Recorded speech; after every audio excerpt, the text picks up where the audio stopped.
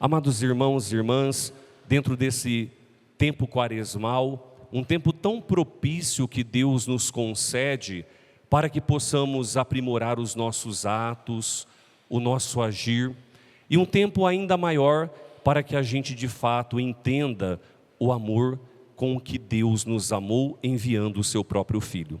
Por isso a primeira leitura de hoje, tirada do profeta Isaías, vai mostrar uma situação em que o povo de Israel, o povo eleito, o povo chamado pelo Senhor, veja, eles estão vivendo no exílio. Veja, viver no exílio é um tempo muito difícil, é um tempo justamente da provação, onde eles estão ali sofrendo as consequências, longe da sua terra, longe das suas leis, fazendo aquilo que eles não gostariam de fazer. E o que acontece nesse tempo do exílio? Eles perdem a liberdade. A pior coisa do ser humano é ele se sentir aprisionado, ele se sentir amarrado, ele não poder ser quem ele é. Por isso que na carta aos Gálatas, no capítulo 5, versículo 1, São Paulo diz assim: foi para a liberdade que Cristo nos libertou. Veja, e a maior libertação que Deus faz em nossa vida é nos libertar do pecado, porque é o pecado que de fato nos torna escravos. E usando essa analogia do pecado, quando o pessoal estava ali no exílio, eles estavam como se estivessem amarrados, como o pecado faz conosco. Mas qual que é a promessa que Deus faz para eles? Eu quero fazer de vocês um elo de aliança, porque eu escolhi vocês como nação para levar a minha palavra para o mundo todo. Eu quero tirar vocês da escuridão, das trevas. Mas o que acontece? O povo triste ali naquele momento vai dizer: o Senhor se esqueceu de mim. O Senhor acho que nos abandonou, porque nós estamos aqui presos, nós cremos na palavra, mas nada nos acontece. E qual que é a expressão ali que Isaías vai utilizar? Qual que é a mãe que, tendo um bebezinho ali, um recém-nascido, qual é a mãe que vai abandonar esse filho?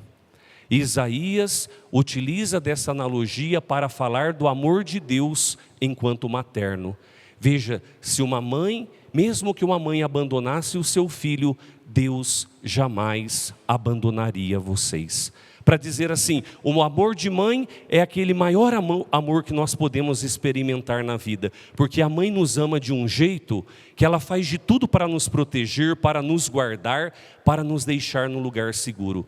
Mas mesmo se uma mãe deixasse ali a sua criança, que é algo que é muito difícil de acontecer, acontece, mas é muito raro, Deus jamais abandonaria.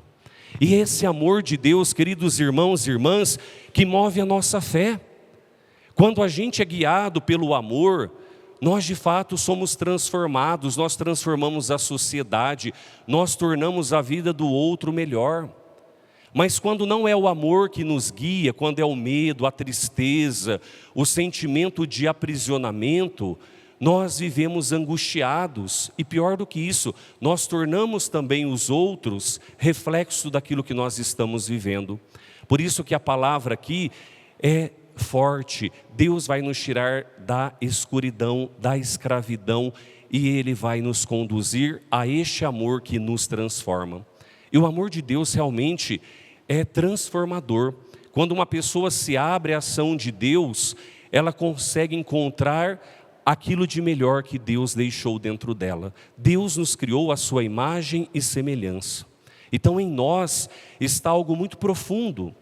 Veja, o Espírito Santo derrama sobre nós os dons e carismas para que nós tenhamos essas ferramentas para sermos reflexos do amor de Deus no mundo. Então a gente não pode se deixar guiar pelo medo, pela escuridão, pelas tristezas da vida. É o que Jesus está dizendo hoje no Evangelho. Veja bem, ontem no Evangelho nós ouvíamos que Jesus havia curado ali um homem paralítico, um coxo, bem ali no pórtico de Betesda. E era dia de sábado. Qual que era o questionamento dos fariseus? Olha, é dia de sábado, é o dia do Senhor, como que você pôde fazer isso? Em outros evangelistas, sem ser João, nós encontramos assim Jesus dizendo para eles, dando uma resposta. Veja, dia de sábado, é permitido fazer o bem ou fazer o mal? Veja, salvar uma vida ou deixá-la morrer.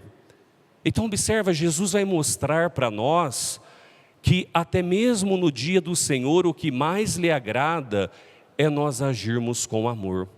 Uma das cartas que São Paulo escreveu aos Romanos, ele diz assim: quando você ama, você cumpriu todos os mandamentos da lei, porque o amor é o cumprimento de todas as leis. Quando a gente ama, significa nós entendemos o que Deus quer de nós.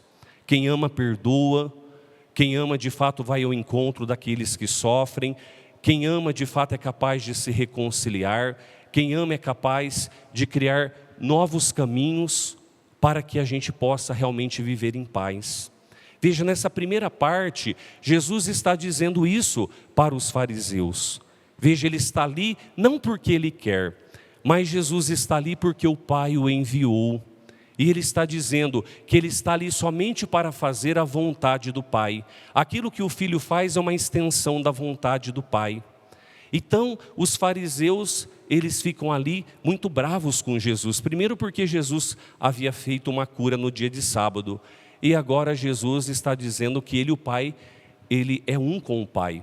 Então veja, isso para eles era algo assim totalmente inaceitável, porque o Deus era algo sagrado para eles. E Jesus se coloca na mesma condição, vindo da mesma natureza do Pai. E eles não aceitam, ou seja, eles não querem reconhecer que Jesus é o Messias, que Jesus é o enviado. Então nesta primeira parte do Evangelho, Jesus está dizendo: eu sou um com o Pai. E quem de fato escuta a minha voz, está escutando a voz do Pai. E aqueles que escutam a minha voz, escutando a voz do Pai, têm a vida. Olha que coisa interessante. Porque você se deixou abrir a graça de Deus. Por isso que Jesus vai dizer aqui, veja, ele tem o poder de dar a vida. Ah, a pessoa passou pela morte, mas ele é o Senhor da vida. Nós passamos pela morte dentro do nosso processo biológico, mas nossa alma é eterna. Nós fomos criados para Deus e para Deus nós haveremos de voltar, como diz Santo Agostinho. Nossa alma estava em Deus, Deus nos gerou no seu amor. Nós viemos habitar este mundo, esta cronologia, esse tempo que é um mundo imperfeito.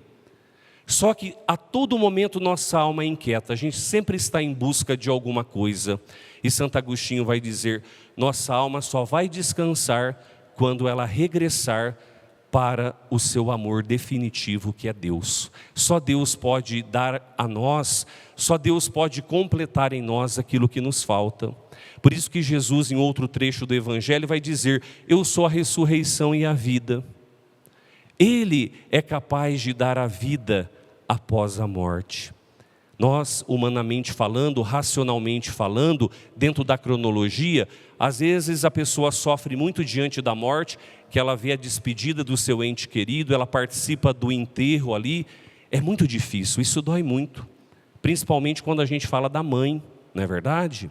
Eu passei por essa experiência também, alguns anos atrás, e humanamente falando, se a gente tivesse superpoderes, a coisa que nós faríamos era não deixar aqueles que nós amamos passar pelo sofrimento e pela morte.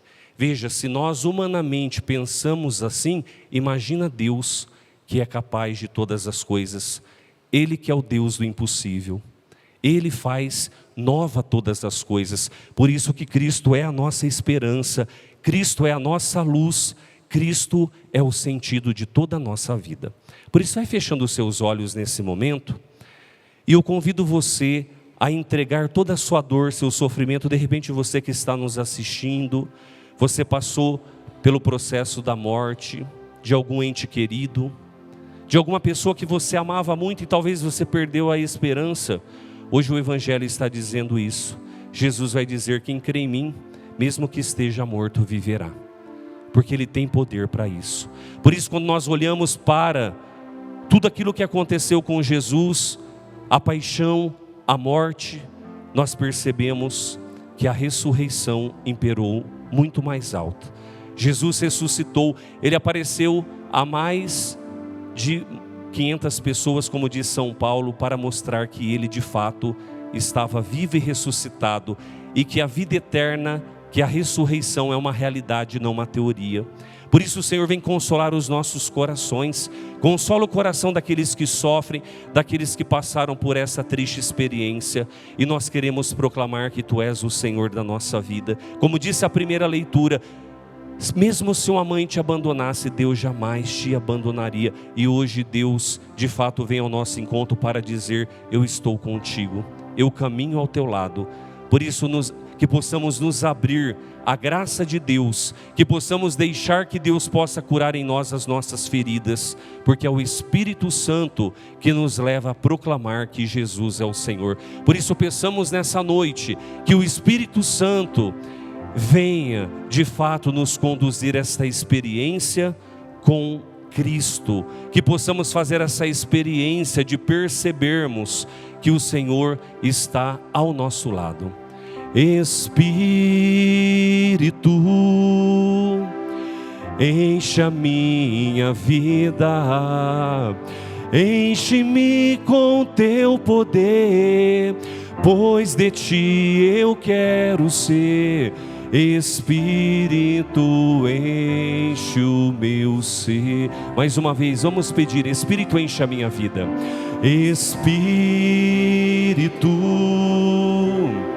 enche a minha vida, enche-me com teu poder, pois de ti eu quero ser.